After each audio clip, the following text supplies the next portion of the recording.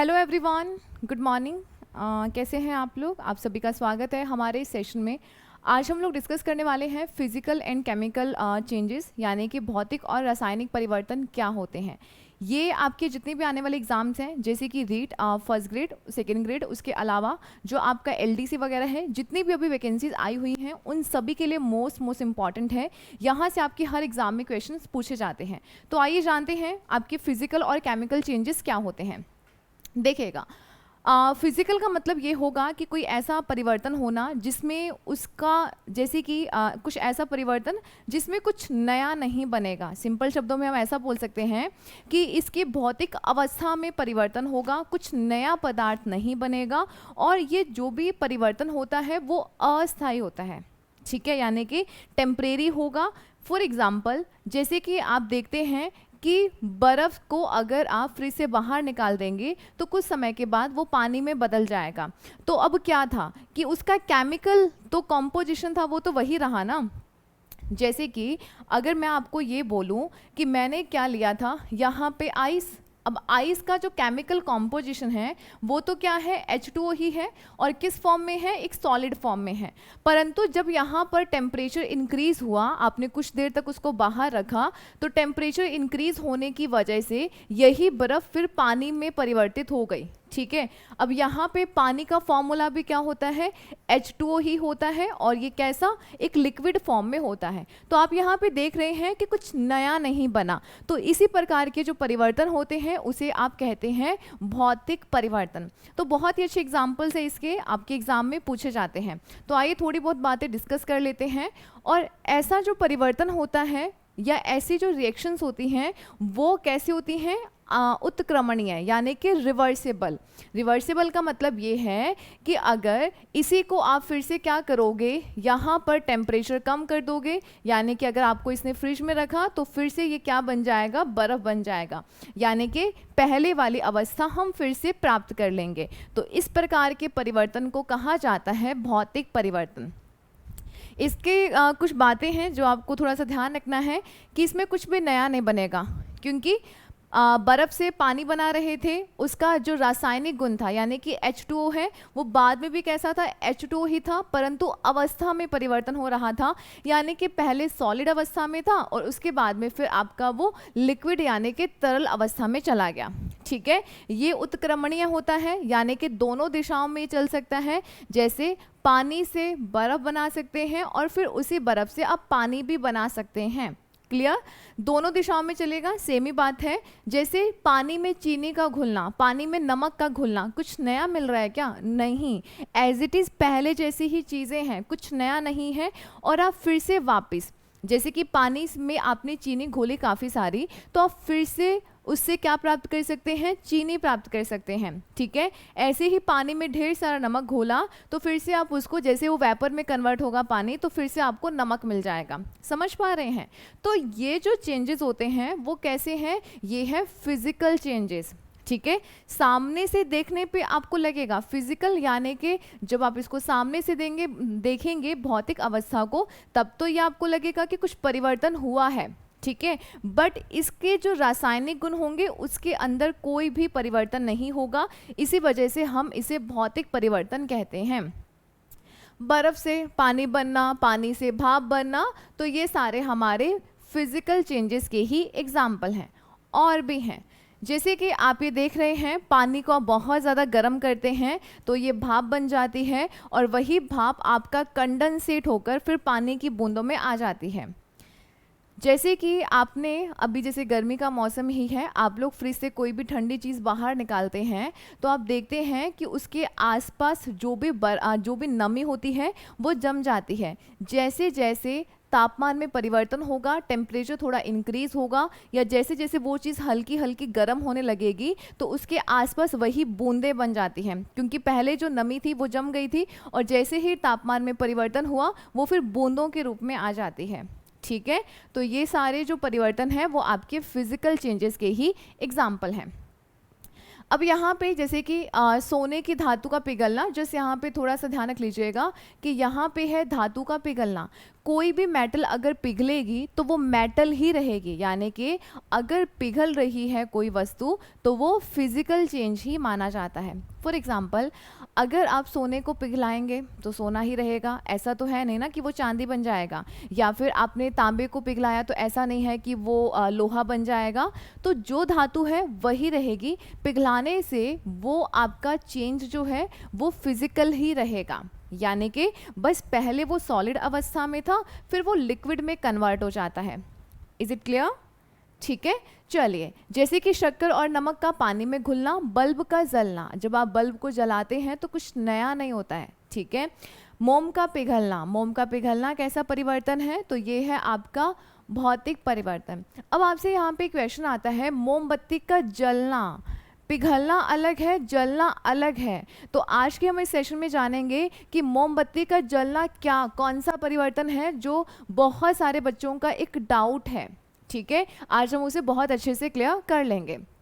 तो इस प्रकार से आप देख रहे हैं, अगर आप किसी भी मेटल को या पिघलाते हैं तो वो वही मेटल, वही धातु रहती है, कुछ नया नहीं बनेगा, ठीक है। ये सारे कुछ एग्जाम्पल्स हैं आपके भौतिक परिवर्तन के।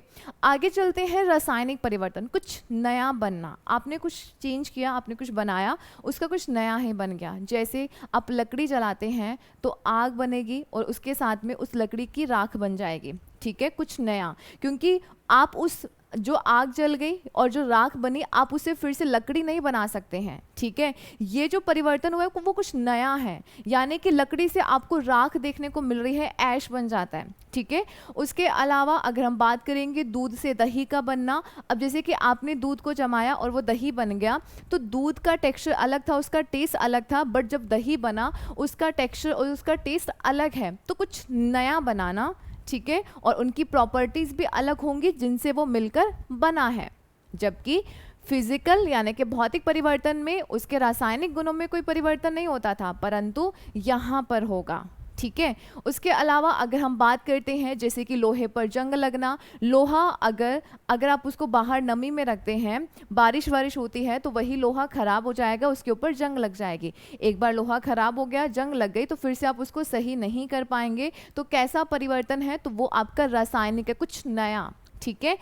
सिल्वर का काला होना, चांदी काली हो जाती है, कुछ नया बन रहा है, कुछ नया, ठीक है। तो इस प्रकार के जो परिवर्तन होते हैं उसे आप कहते हैं रासायनिक परिवर्तन। डन। अब यहाँ पे ना थोड़ी सी बातें थोड़ा और भी ध्यान रख लीजिएगा, जैसे कि यहाँ पे ना नौसादर का जो सब्लिमेशन होता है, यानी कि जो आपका अमोनियम क्लोराइड है उसका जो सब्लिमेशन होता है, उदर्वपातन होता है, ठीक है, वो भी कैसा परिवर्तन है? तो वो भी आपका फिजिकल ही है।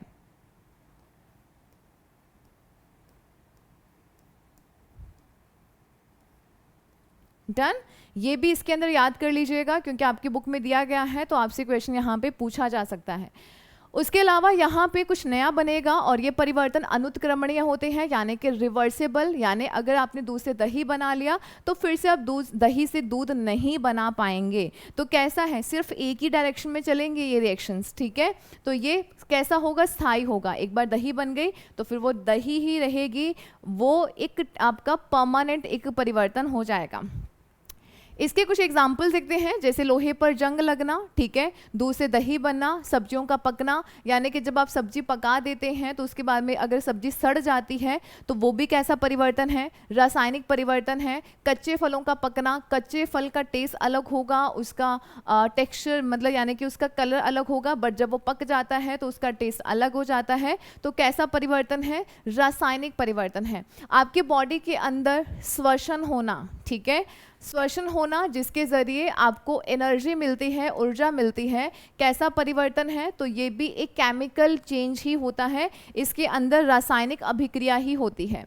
उसके बाद में पाचन, पाचन की क्रिया होना, आप जो खाना खाते हैं वो एक जटिल होता है, उसको सरल अवस्था में बदलना, यानी पहले जटिल था फिर वो सरल अवस्था में बदल गया है, तो परिवर्तन हो रहा है। कैसा परिवर्तन? रासायनिक परिवर्तन। उसके अलावा दूध से दही बनना, ये भी कैसा परिवर्तन? रासायनिक परिवर्तन। उसके अलावा और भी बहुत सारे हैं, जैसे कि आप किसी फ्यूल को जलाएंगे, अगर कोई भी फ्यूल, कोई लकड़ी है, ईंधन है, जैसे पेट्रोल है, डीजल है, आप इनमें से किसी भी ईंधन को जलाएंगे तो जलना जो है वो कैसा है, आपका रासायनिक परिवर्तन। क्योंकि अगर आपने लकड़ी जलाई ना तो वो जल के ख़त्म हो जाएगी, ठीक है। आपने कोई पेट्रोल यूज़ किया तो वो पेट्रोल जल के वो फिर ख़त्म हो जाएगा। डीजल का इस्तेमाल किया, वो भी क्या होगा, ख़त्म हो जाएगा। और वो ये सब आपको हीट और एनर्जी देते हैं, ठीक है।